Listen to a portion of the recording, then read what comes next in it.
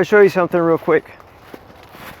Now I'm spreading this out with my machine. The rest I'll do with hand. But do you see this right here?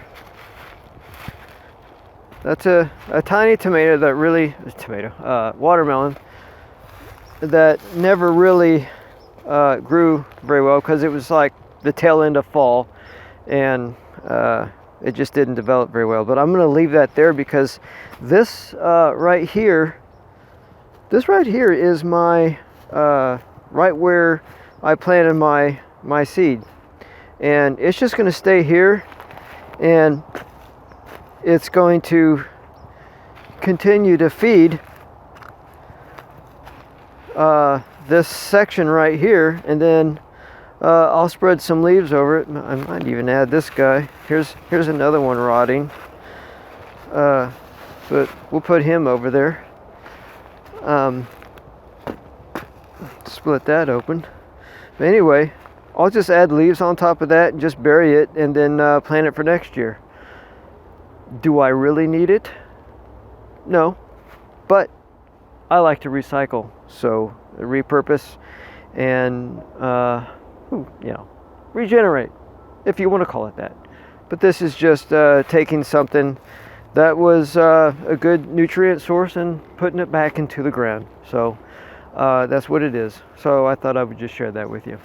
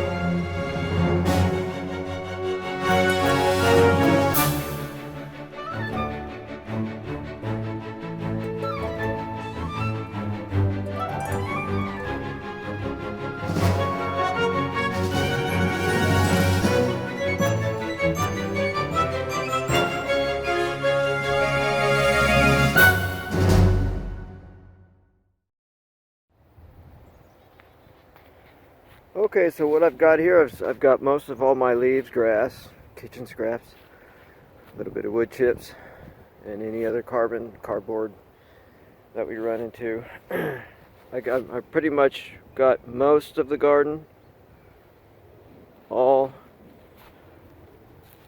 covered.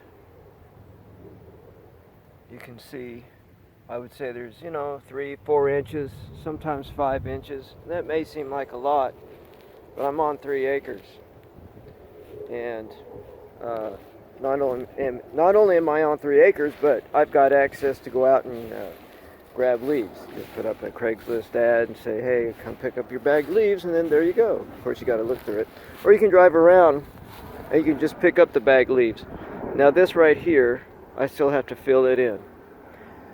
Compared to what's over here, I still have this, which won't take long. I probably got enough on my property to finish that. This here I can still scoot out just a little bit more. And I've got peppers growing here that I'm done with, and I try not to disturb what's going on down in there, but just kind of break the tops off, like this one here. You just break the tops off and put it under, lay it down, and then cover it. That way, whatever this is growing up out of down there, it's undisturbed, and the community can keep doing its thing. And over here is still to be desired. I gotta cover that up. Other than that, I would call it almost done. I got about probably another day of collecting, and then who knows, I'll probably still even collect it some more and then add some when it comes springtime for mulch, because this will start to break down. And but oh, it's going to be so beautiful. So anyway, that's the way I do it for fall. And I think if you do it this way, you'll love it. And it just really creates that soil community that you want, and then your plants will take off like crazy.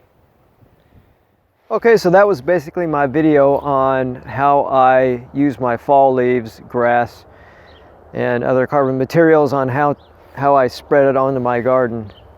And if you enjoyed this video, click on the next video, because now I kind of take you on a trip and show you where you can find some leaves and maybe some grass clippings, mostly fall leaves though, and get paid to do it. And then you can get all kinds of great tons of just great carbon material. So thanks for watching. See you next video.